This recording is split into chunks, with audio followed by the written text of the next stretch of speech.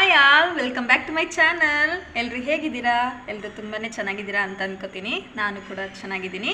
ಇವತ್ತು Sunday, so ಎದ್ದೇಳೋದು late ಆಯಿತು. ಈಗ ಟೈಮ್ ಆಲ್ರೆಡಿ 8:45 ಆಗಿದೆ. ಇನ್ನು ಈಗ ತಿಂಡಿ ಮಾಡೋಣ ಅಂತ ಅಂದ್ಕೊಂಡಿದ್ದೀನಿ. ಇವತ್ತು ತಿಂಡಿಗೆ ಪೂರಿ ಮತ್ತು ಸಾಗು, ವೆಜಿಟೇಬಲ್ ಸಾಗು ಮಾಡೋಣ ಅಂದ್ಕೊಂಡಿದ್ದೀನಿ. ನಮ್ಮ ಜೊತೆಗೆ ತುಂಬಾ ಇಷ್ಟ. ಇದು 3 ಡೇಸಿಂದ ಕೇಳ್ತಾನೆ ಇತ್ತು. ನಾನು ಬಿಸಿಲು ಇಲ್ಲಿ ಎಣ್ಣೆ ತಿನ್ನೋಕ್ಕಾಗಲ್ಲ, ಬೇಡ ಬೇಡ ಅಂತಲೇ ಸುಮ್ಮನೆ ಇದ್ದೆ.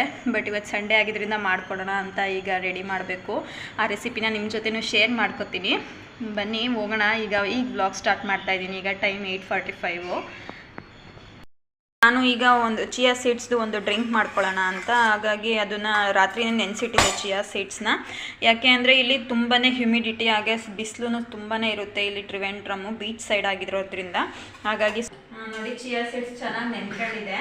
ಏನಂದರೆ ಬಾಡಿ ತುಂಬ ತಂಪಾಗುತ್ತೆ, ಅದಕ್ಕೆ ನಾನು ಬೆಳಿಗ್ಗೆ ಖಾಲಿ ಹೊಟ್ಟೆನಲ್ಲಿ ಕುಡಿಯೋಣ ಅಂತ ಅಂದ್ಕೊಂಡಿದ್ದೀನಿ. ಈಗ ಇದಕ್ಕೆ ನೋಡಿ ಒಂದು ಹಾಫ್ ಲೆಮನ್ನು ಮತ್ತು ಒಂದು ಸ್ವಲ್ಪ ಜೇನುತುಪ್ಪ ಹಾಕ್ಕೊಂಡು ಕುಡಿಯಿದ್ರೆ ಚೆನ್ನಾಗಿರುತ್ತೆ ಅನ್ನೋ ಸ್ವಲ್ಪ ಟೇಸ್ಟು. ಅದಕ್ಕೆ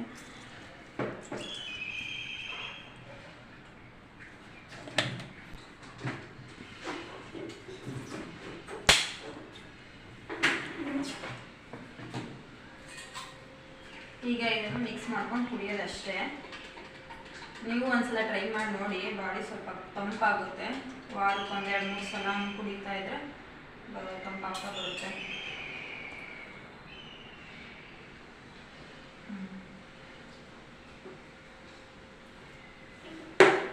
ನಾನು ಪೂರಿಗೆ ಯಾವಾಗಲೂ ಜಾಸ್ತಿ ಆಶೀರ್ವಾದ ಹಿಟ್ಟೆ ಬಳಸ್ತೀನಿ, ಮೈದಾ ಹಿಟ್ಟು ಬಳಸಲ್ಲ. ನಮ್ಮ ಮನೆಯವ್ರು ತಿನ್ನಲ್ಲ ಮೈದಾ ಹಿಟ್ಟು, ಹಾಗಾಗಿ ಆಶೀರ್ವಾದ ಹಿಟ್ಟಲ್ಲೇ ಮಾಡ್ತೀನಿ. ತುಂಬಾ ಚೆನ್ನಾಗಿರುತ್ತೆ ಪೂರಿ. ನೋಡಿ, ನಾನೀಗ ಪೂರಿಗೆ ಏನೇನು ಕಲಿಸ್ಕೊತೀನಿ ಅಂತ ಹೇಳ್ತೀನಿ. ಆಶೀರ್ವಾದ ಹಿಟ್ಟು 1-2 ಕಪ್ ಅಷ್ಟು ಹಾಕೊಳ್ತಾ ಇದ್ದೀನಿ. ಹಾಗೆ ಇದಕ್ಕೆ 1-2 ಸ್ಪೂನ್ ಅಷ್ಟು ಚಿರೋಟಿ ರವೆ ಹಾಕ್ಕೊಳ್ತಾ ಇದ್ದೀನಿ. ಚಿರೋಟಿ ರವೆ ಹಾಕೊಳ್ಳೋದು ಏನಕ್ಕೆ ಅಂದರೆ ಸ್ವಲ್ಪ ಕ್ರಿಸ್ಪಿನೆಸ್ ಚೆನ್ನಾಗಿ ಬರುತ್ತೆ ಅಂತ. ಮತ್ತು 1-2 ಸ್ಪೂನ್ ಶುಗರ್ ಹಾಕ್ಕೊಳ್ತೀನಿ. ಶುಗರ್ ಏನಕ್ಕೆ ಹಾಕ್ಕೊಳ್ಳೋದು ಅಂದರೆ ಕಲರ್ ಚೆನ್ನಾಗಿ ಬರುತ್ತೆ ಪೂರಿದು, ಮತ್ತು ಟೇಸ್ಟೂ ಅಷ್ಟು ಚೆನ್ನಾಗಿ ಬರುತ್ತೆ. 1 ಸ್ಪೂನಷ್ಟು ಶುಗರ್ ಹಾಕ್ಕೊಂಡಿದ್ದೀನಿ. ಮತ್ತು ಹಾಲು ಅಷ್ಟೇ, ನಿಮಗೆ ಒಂದು ಸ್ವಲ್ಪ ಹಾಲು ಹಾಕ್ಕೋಬೋದು. ಹಾಲೇನಕ್ಕೆ ಅಂದರೆ ಸಾಫ್ಟಾಗಿ ಬರುತ್ತೆ, ಚೆನ್ನಾಗಿ ಬರುತ್ತೆ ಪೂರಿ ಅಂತ ಹಾಕ್ಕೋಬೇಕಷ್ಟೇ. ಮತ್ತು ರುಚಿಗೆ ತಕ್ಕಷ್ಟು ಉಪ್ಪು ಹಾಕ್ಕೊಳ್ಳಿ. ಉಪ್ಪು ಹಾಕ್ಕೊಂಡ್ಬಿಟ್ಟು ಒಂದು ಸ್ವಲ್ಪ ಎಣ್ಣೆ ಹಾಕ್ಕೊಂಡು ಕಲಸಿದ್ರೆ ಪೂರಿ ಚೆನ್ನಾಗಿ ಬರುತ್ತೆ. ಉಬ್ಬಿ ಬರುತ್ತೆ ನೋಡಿ. ಒಂದು ಸ್ಪೂನಷ್ಟು ಎಣ್ಣೆ ಹಾಕ್ಕೊಳ್ತಾ ಇದ್ದೀನಿ. ಈಗ ಇದಕ್ಕೊಂದು ಸ್ವಲ್ಪ ನೀರು ಹಾಕ್ಬಿಟ್ಟು ಕಲಸೋಣ. ನಿಮ್ಮ ಕನ್ಸಿಸ್ಟೆನ್ಸಿ ನೋಡ್ಕೊಂಡು ಕಲಿಸ್ಕೊಳ್ಳಿ.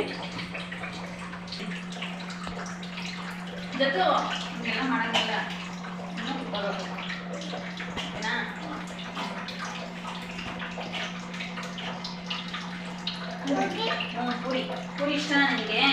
ಏನು ತಿನ್ನಬೇಕು ನಿನಗೆ? ಪೂರಿ ಬೇಕಾ? ಫೇವ್ರೇಟ್ ಅದು ನಿನಗೆ? ನೋಡಿ, ಕಲಿಸ್ಕೊಂಡಿದ್ದಾಯಿತು. ನಾನು ಈ ಕನ್ಸಿಸ್ಟೆನ್ಸಿನಲ್ಲಿ ಕಲಿಸ್ಕೊಂಡಿದ್ದೀನಿ. ಈಗ ಇದನ್ನೊಂದು 10 ನಿಮಿಷ, 1/4 ಗಂಟೆ ಹಂಗೆ ಮುಚ್ಚಿಬಿಟ್ಟು ಇಟ್ಬಿಡೋಣ. ಈಗ ಇದನ್ನು ಸೈಡಲ್ಲಿ ಇಟ್ಬಿಟ್ಟು ತರಕಾರಿ ಸಾಗು ರೆಡಿ ಮಾಡ್ಕೊಳ್ತೀನಿ. ನಾನೀಗ ಸಾಗುಗೆ ನೋಡಿ ಕ್ಯಾರೆಟು, ಆಲೂಗಡ್ಡೆ, ಬೀನ್ಸು ಎಲ್ಲ ಚಿಕ್ಕದಾಗಿ ಹಚ್ಕೊಳ್ಳೋಣ ಅಂತ ತೊಗೊಬಂದೆ.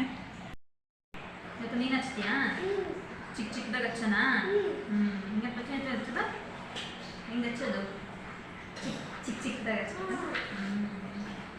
ನಮ್ಮ ಜೊತೆ ಎಲ್ಲದಕ್ಕೂ ಹೆಲ್ಪ್ ಮಾಡ್ತಾ ಇರ್ತಾನೆ. ಏನು ಮಾಡಿದ್ರು ಅದಕ್ಕೆ ಬಂದು ಕೆಲಸ, ನಾವೇನು ಕೆಲಸ ಮಾಡ್ತೀವೋ ಅದನ್ನು ನಾವು ಮಾಡಬೇಕು ಅಲ್ವಾ ಜೊತೆ?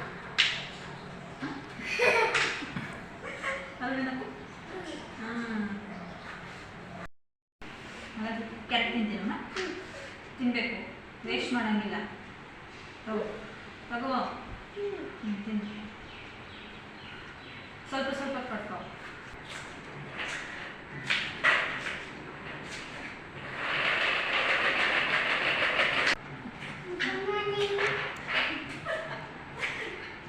ಈಗ ಇದಕ್ಕೆ ಸಾಗುಗೆ ಮಸಾಲೆ ರುಬ್ಕೊಳ್ಳೋಕ್ಕೆ ನಾನು ಕಾಯಿ ಒಂದು ಸ್ವಲ್ಪ, ಹಾಗೆ ಒಂದಿಷ್ಟು ಶುಂಠಿ ಬೆಳ್ಳುಳ್ಳಿ ತೊಗೊಂಡಿದ್ದೀನಿ. ಒಂದಿಷ್ಟು ಶುಂಠಿ ಬೆಳ್ಳುಳ್ಳಿ, ಮತ್ತು ಇದು ಕೊತ್ತಂಬರಿ ಸೊಪ್ಪು, ಅಷ್ಟು ಕೊತ್ತಂಬರಿ ಸೊಪ್ಪು ಹಾಕ್ತಾಯಿದ್ದೀನಿ. ಮತ್ತು 2 ಹಸಿಮೆಣಸಿನ್ಕಾಯಿ, ಮತ್ತು ತಿಕ್ನೆಸ್ ಬರೋಕ್ಕೆ ಒಂದು ಸ್ವಲ್ಪ ಕ್ಯಾಶ್ಯೂ ಹಾಕ್ತಾಯಿದ್ದೀನಿ. ಹಾಗೆ ಒಂದು ಸ್ವಲ್ಪ ಗಸಗಸೆ, ಜಾಸ್ತಿ ಹಾಕ್ತಿಲ್ಲ ನಾನು, ಒಂದು ಸ್ವಲ್ಪ ಹಾಕ್ತಾಯಿದ್ದೀನಿ. ನೀವು ಟೇಸ್ಟಿಗೆ ಹೆಂಗೆ ಬೇಕೋ ಹಂಗೆ ಹಾಕ್ಕೊಳ್ಳಿ. ಮತ್ತು ಒಂದು ಸ್ವಲ್ಪ ಪುಟಾಣಿ ಕಡಲೆ ಹಾಕ್ಕೊಳ್ತಾ ಇದ್ದೀನಿ. ಹಾಕ್ಕೊಂಡು ಇದನ್ನೆಲ್ಲ ರುಬ್ಕೋಬೇಕು, ಫೈನ್ ಪೇಸ್ಟಾಗಿ ರುಬ್ಕೊಳ್ಳಿ. ನೋಡಿ ಮಸಾಲೆನ ರುಬ್ಕೊಂಡು ಇಟ್ಕೊಂಡಿದ್ದೀನಿ. ಈಗ ಸಾಗು ಮಾಡೋಣ. ಆದಮೇಲೆ ಒಂದು ಸ್ವಲ್ಪ ಎಣ್ಣೆ ಹಾಕ್ಕೊಳ್ತಾ ಇದ್ದೀನಿ. ನೋಡಿ ಎಣ್ಣೆ ಬಿಸಿ ಆದಮೇಲೆ ನಾನೊಂದಿಷ್ಟು ಚಕ್ಕೆ ಮಸಾಲೆ ತೊಗೊಂಡಿದ್ದೀನಿ ಒಗ್ಗರಣೆಗೆ ಫ್ಲೇವರ್ ಬಿಟ್ಕೊಳ್ಳಿ ಅಂತ. ಈಗ ರುಬ್ಕೊಳ್ಳೋಕ್ಕೂ ಹಾಕ್ಕೋಬೋದು ಕೆಲವರು. ನಮ್ಮ ಮನೇಲಿ ಮಸಾಲೆ ಜಾಸ್ತಿ ಇಷ್ಟಪಡೋಲ್ಲ ಅಂತ ನಾನು ಒಗ್ಗರಣೆಗೆ ಹಾಕ್ಕೊಳ್ತಾ ಇದ್ದೀನಿ, ರುಬ್ಕೊಳ್ಳೋಕೆ ಹಾಕ್ಕೊಂಡಿರಲಿಲ್ಲ. ನಿಮಗೆ ಇಷ್ಟ ಇದ್ದರೆ ರುಬ್ಕೊಳ್ಳೋಕ್ಕೂ ಹಾಕ್ಕೋಬೋದು, ಟೇಸ್ಟ್ ಚೆನ್ನಾಗಿ ಬರುತ್ತೆ. ಈಗ ಇದೊಂದು ಸ್ವಲ್ಪ ಬಿಸಿ ಆದಮೇಲೆ ಈರುಳ್ಳಿ ಮತ್ತು ಟೊಮೆಟೊ ಹಾಕ್ತಾಯಿದ್ದೀನಿ.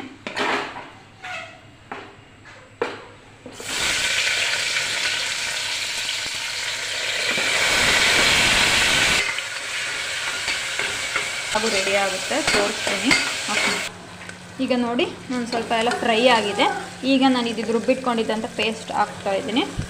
ಇದನ್ನು ಹಾಕ್ಬಿಟ್ಟು ಒಂದು ಸ್ವಲ್ಪ ಅದು ಎಣ್ಣೆ ಬಿಟ್ಕೊಳ್ಳೋವರೆಗೂ ಇದನ್ನು ಒಂದು ಸ್ವಲ್ಪ ಹೊತ್ತು ಫ್ರೈ ಮಾಡ್ಕೋಬೇಕು. ನೋಡಿ ಎಣ್ಣೆ ಚೆನ್ನಾಗಿ ಬಿಟ್ಕೊಳ್ಳೋವರೆಗೂ ಒಂದು ಸ್ವಲ್ಪ ನೀರು ಹಾಕ್ಬಿಟ್ಟು ಫ್ರೈ ಮಾಡಿಕೊಂಡ್ರೆ ಆದಮೇಲೆ ತರಕಾರಿ ಹಾಕ್ಬೋದು.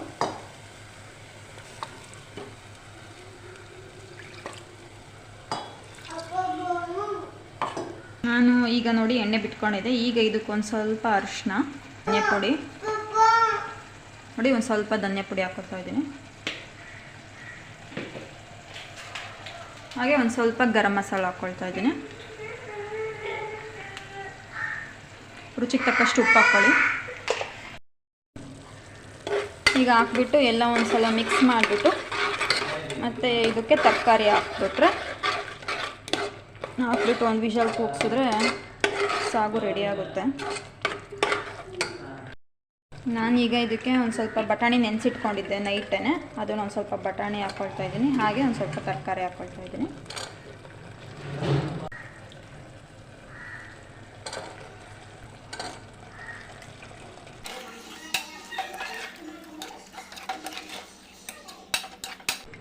ನೋಡಿ ಈಗ ಒಂದು ವಿಷಲ್ ಕೂಗ್ಸಿದ್ರೆ ಸಾಗು ರೆಡಿ ಆಗುತ್ತೆ. ನೋಡಿ ಹಿಟ್ಟು ಈಗ ಚೆನ್ನಾಗಿ ನೆನ್ಕೊಂಡಿದೆ. ಈಗ ಪೂರಿ ಮಾಡ್ಕೊಳ್ತಾ ಇದ್ದೀನಿ. ನಾನು ಪೂರಿನ ಒಸಿಯಲ್ಲ, ಈ ಥರ ಪ್ರೆಸ್ಸರಲ್ಲೇ ಪ್ರೆಸ್ ಮಾಡ್ಕೊಳ್ತೀನಿ. ಯಾಕಂದರೆ ಬೇಗ ಆಗುತ್ತೆ ಮತ್ತು ತುಂಬ ಚೆನ್ನಾಗೂ ಬರುತ್ತೆ. ಹಾಗಾಗಿ ನಾನೇನು ಒಸಿಯೋದಕ್ಕೆ ಹೋಗಲ್ಲ, ಪ್ರೆಸ್ಸರಲ್ಲೇ ಈ ಥರ ಎಣ್ಣೆ ಹಚ್ಬಿಟ್ಟು ಪ್ರೆಸ್ ಮಾಡ್ಕೊಳ್ತೀನಿ ಅಷ್ಟೇ. ಇದರೊಳಗೂ ತುಂಬಾ ಚೆನ್ನಾಗಿ ಬರುತ್ತೆ, ಉಬ್ಬಿ ಉಬ್ಬಿ ಬರುತ್ತೆ ಪೂರಿ. ನೀವು ಒಂದ್ಸಲ ನೋಡಿ ಯಾವಾಗಾದರೂ ಟ್ರೈ ಮಾಡ್ಕೊಳ್ಳಿ. ನೋಡಿ ಈ ರೀತಿ ಈ ರೀತಿ ಪ್ರೆಸ್ ಮಾಡಿಕೊಂಡು ನಾನು ಇಲ್ಲಿ ಸೈಡಲ್ಲಿ ಇಟ್ಕೊಂಡಿರ್ತೀನಿ. ಆಮೇಲೆ ಒಂದೇ ಸಲ ಎಣ್ಣೆಗೆ ಹಾಕುವಾಗ ಹಾಕ್ಕೊಳ್ತೀನಿ. ಒಂದು 4-5 ಪ್ರೆಸ್ ಮಾಡ್ಕೊಂಡು ಇಟ್ಕೊಂಡಿರ್ತೀನಿ.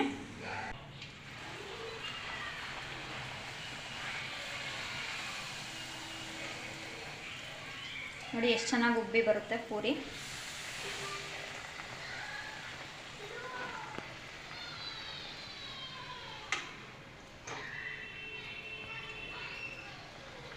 ನೋಡಿ ಕಲರು ಅಷ್ಟೇ ತುಂಬಾ ಚೆನ್ನಾಗಿ ಬರುತ್ತೆ. ಇದು ಹಿಟ್ಟಲ್ಲೂ ನೋಡಿ ಒಂದ್ಸಲ ಟ್ರೈ ಮಾಡಿ ನೋಡಿ ನೀವು. ಆಶೀರ್ವಾದ ಹಿಟ್ಟಲ್ಲೂ ಚೆನ್ನಾಗಿ ಬರ್ತವೆ ಪೂರಿ.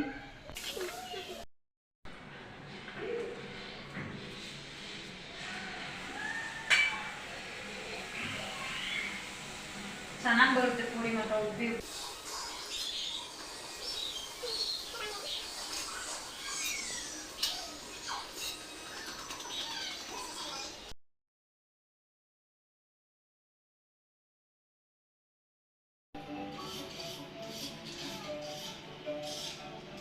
ಪೂರಿ ಹೆಂಗೈತಮ್ಮ ಜೊತೆ ಪೂರಿ ಹೆಂಗೈತೆ?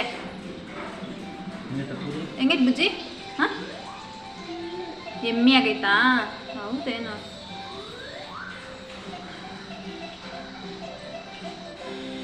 ಸೂಪರ್ ಆಗೈತಾ?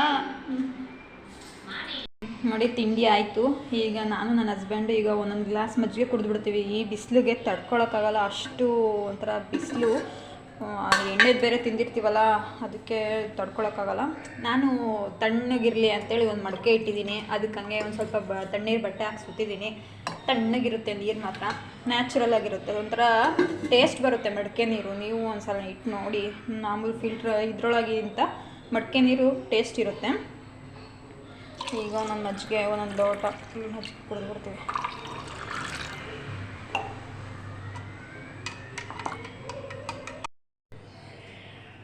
ನನ್ನ ಹಸ್ಬೆಂಡಿಗೆ ಕೊಡೋಣ ಅಂತ ತಗೊಂಡೋಗ್ತಾ ಇದ್ದೀನಿ. ನೋಡಿ ಒಂದಿದೆ ಕೆಲಸ, ಒಂದು ಬರೀ ಇದೆ ಕೆಲಸ.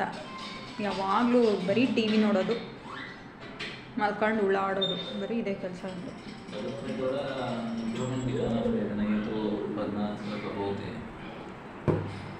पैसा अभी तक नहीं आया था ना. ನೋಡಿ ಆ ಹೀಟ್ಗೆ ಪಿಂಪಲ್ಸ್ ಎಲ್ಲ ಆಗ್ಬಿಟ್ಟೈತೆ. ಅದಕ್ಕೆ ಆದಷ್ಟು ಬಾಡಿನ ತಂಪಾಗಿ ಇಟ್ಕೋಬೇಕು ಈ ಬೇಸಿಗೆನಲ್ಲಿ.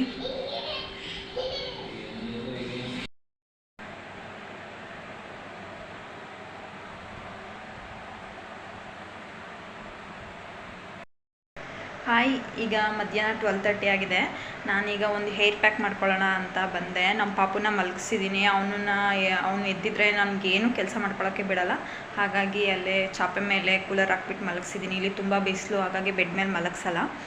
ಈಗ ನೋಡಿ, ನಾನು ನಿನ್ನೆ ರಾತ್ರಿನೇ ಮೆಂತ್ಯ ನೆನೆ ಹಾಕಿಟ್ಟಿದ್ದೆ ಹೇರ್ ಪ್ಯಾಕ್ ಹಾಕ್ಕೊಳ್ಳೋಣ ಅಂತ. ಇದು ಮೆಂತ್ಯ ಸ್ವಲ್ಪ ತಂಪು, ಹಾಗೆ ಹೇರ್ ಫಾಲ್ ಎಲ್ಲ ಕಂಟ್ರೋಲ್ ಆಗುತ್ತೆ.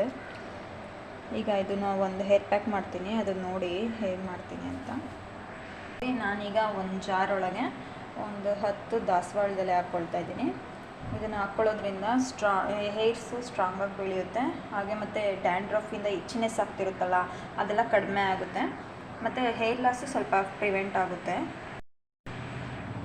ಮತ್ತು ಇದು ಮೆಂತ್ಯ ನೆನೆಸಿಟ್ಟಿದ್ನಲ್ವ, ಇದು ನೀರನ್ನ ವೇಸ್ಟ್ ಮಾಡಲ್ಲ. ನಾನು ಇದನ್ನು ಸೈಡಿಗೆ ತೆಗೆದಿಟ್ಕೋತೀನಿ, ಇದನ್ನು ಕುಡಿತೀನಿ. ಇದು ಅಷ್ಟೇ ತಂಪು, ಒಳ್ಳೆಯದು. ಈಗ ನೆನೆಸಿಟ್ಟಿದ್ದಂತೆ ಮೆಂತ್ಯನ ಹಾಕ್ಕೊಳ್ತಾ ಇದ್ದೀನಿ. ನಂದು ಲಾಂಗ್ ಹೇರ್ಸ್ ಇರೋದ್ರಿಂದ ಇಷ್ಟು ಬೇಕಾಗುತ್ತೆ ಮೆಂತ್ಯ. ಅದಕ್ಕೆ ನೀವು ಹೇರ್ಸ್ ಎಷ್ಟಿದೆ ನೋಡಿಕೊಂಡು ಮಾಡ್ಕೊಳ್ಳಿ. ಮತ್ತು ಇದಕ್ಕೇ ಒಂದು 1/2 ಲೆಮನ್ ಹಿಂಡ್ಕೊತಾ ಇದ್ದೀನಿ.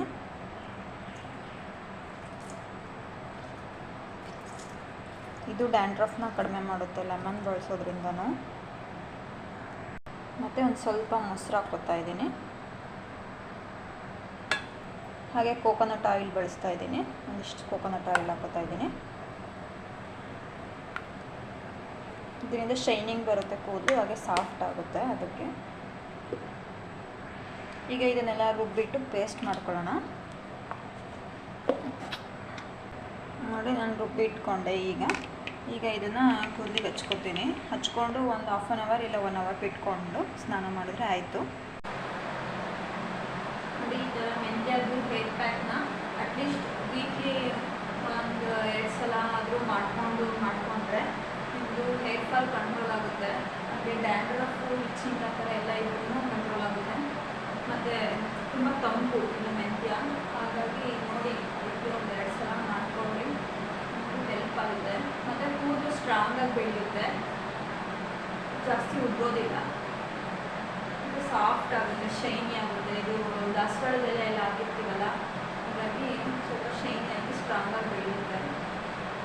ಒಂದು ವೀಕ್ಲಿ ಒಂದು 2 ಸಲ ಮಾಡ್ಕೊಳ್ಳಿ. ನಾನೀಗ ಇದನ್ನು ಹಚ್ಕೊಂಡ್ಬಿಟ್ಟು ಒಂದು 1/2 ಅವರ್ ಇಲ್ಲ 1 ಅವರ್ ಬಿಟ್ಬಿಟ್ಟು ಸ್ನಾನ ಮಾಡ್ಕೊತೀನಿ. ನೀವು ಅಷ್ಟು ಯಾವುದೇ ಹೇರ್ ಪ್ಯಾಕ್ ಹಾಕ್ಕೊಂಡ್ರು ಅಟ್ಲೀಸ್ಟ್ ಒಂದು 1/2 ಅವರ್ ಇಲ್ಲ 1 ಅವರ್ ಬಿಟ್ಬಿಟ್ಟು ಸ್ನಾನ ಮಾಡಿಕೊಂಡ್ರೆ ಒಂದು ಸ್ವಲ್ಪ ಹೆಲ್ಪ್ ಆಗುತ್ತೆ. ನೋಡಿ, ನಾನು ಹೇರ್ ಪ್ಯಾಕ್ ಹಾಕ್ಕೊಂಡೆ. ಈಗ ಒಂದು 1/2 ಅವರ್ ಬಿಟ್ಬಿಟ್ಟು ಸ್ನಾನ ಮಾಡ್ಕೋಬೇಕು. ನೋಡಿ, ಈಗ ಮಧ್ಯಾಹ್ನ ಊಟಕ್ಕೆ ರಾಗಿ ಮುದ್ದೆ ಹಾಗೆ ಪಾಲಕ್ ಸೊಪ್ಪಿಂದು ದಾಲ್ ಮಾಡಿದ್ದೆ. ನೋಡಿ, ಒಂದು ಅರ್ಧ ಕಲ್ಲಂಗಡಿ ಹಣ್ಣು ಇತ್ತು, ಅದಕ್ಕೆ ಈಗ ಜ್ಯೂಸ್ ಮಾಡೋಣ. ಈಗ ಟೈಮ್ ಒಂದು 4 ಆಗಿತ್ತು, ಬಿಸಿಲು ತುಂಬಾ ಇದೆ. ಅದಕ್ಕೆ ಸ್ವಲ್ಪ ಜ್ಯೂಸ್ ಮಾಡೋಣ ಅಂತ ಹಚ್ಕೊಳ್ತಾ ಇದ್ದೀನಿ. ಬಾ, ಜೊತೆ ಕೊಡ್ತೀನಿ, ಬಾ, ಜ್ಯೂಸ್ ಕೊಡ್ತೀನಿ, ಬಾ, ಚೆನ್ನಾಗಿರುತ್ತಾ? ಹೋಗು. ಸಕ್ಕರೆನೂ ಹಾಕ್ತೀನಿ.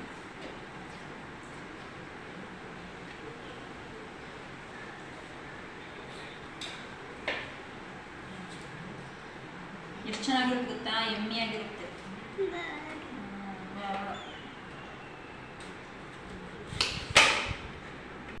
ಏನು ತಿಂತಿದ್ಯಾ ಜೊತೆ?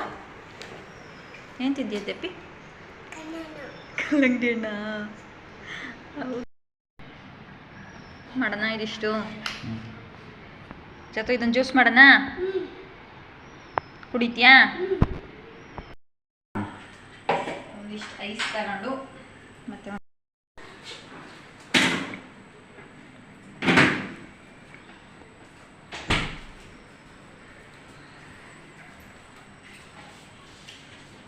ಅಷ್ಟು ಹಾಕೋಣ ಇಷ್ಟಕ್ಕ ಏನಪ್ಪ ಈ ಬಿಸಿಲಿಗೆ ತಂಪಾಗಿರುತ್ತೆ ಕಲ್ಲಂಗಡಿ ಹಣ್ಣಿನ ಜ್ಯೂಸು.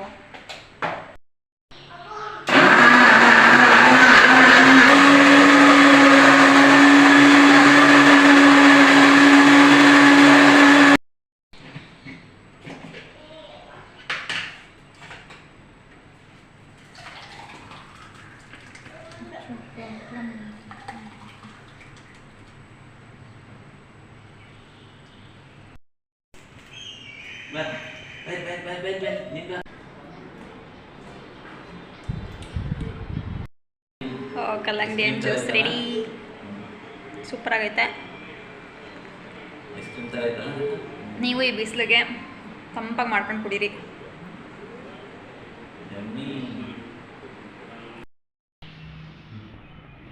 ರೆಡಿನಾ ಜೊತೆ ಎಲ್ಲಿಗೆ ಹೋಗೋಣ? ಅಂಗಡಿಗ ಮತ್ತೆ ಜಾರ ಬಂಡಿ ಆಡಕ್ಕೆ ಹೋಗೋಣ. ನಡಿ. ಈಗ ಈವ್ನಿಂಗ್ ಒಂದು 5:30 ಆಗಿದೆ. ನಾವು ಇಲ್ಲೇ ಒಂದು ಹತ್ತಿರದಲ್ಲಿ ಒಂದು ಚಿಕ್ಕದ ಪಾರ್ಕ್ ಇದೆ. ಹಾಗಾಗಿ ನಮ್ಮ ಪಾಪುನ ಒಂದು ಸ್ವಲ್ಪ ಹೊತ್ತು ಅಲ್ಲಿ ಹೋಗ್ಬಿಟ್ಟು ಆಟ ಆಡಿಸ್ಕೊಂಡು ಬರೋಣ ಅಂತ ಹೋಗ್ತಾ ಇದ್ದೀವಿ. ಹಾಗೆ ಒಂದು ಸ್ವಲ್ಪ ಹಾಲು ಮೊಸರು ಎಲ್ಲನೂ ತೊಗೊಳೋದಿತ್ತು. ಹಾಗೆ ತೊಗೊಂಡ್ಬಿಟ್ಟು ಅವನು ಒಂದು ಸ್ವಲ್ಪ ಹೊತ್ತು ಆಟ ಆಡಿಸ್ಕೊಂಡು ಬರೋಣ ಅಂತ ಹೊರಟಿದ್ದೀವಿ. ಬಾ ಜೊತೆ ಬೈಕ್ ಹತ್ತು ಬಾ.